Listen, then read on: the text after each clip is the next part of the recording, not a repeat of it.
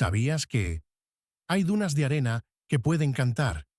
En desiertos de todo el mundo, como en China, Qatar y California, existen dunas especiales que producen un profundo zumbido o estruendo cuando la arena se mueve.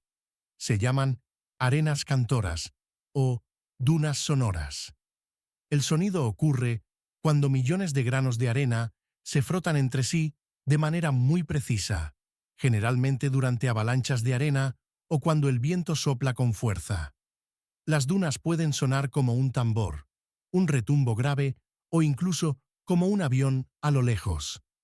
Nadie sabe exactamente por qué solo algunas dunas pueden cantar, lo que lo convierte en uno de los espectáculos más misteriosos y mágicos de la naturaleza. Para más datos fascinantes, cuentos y canciones, visita youtube.com/@HightenKids.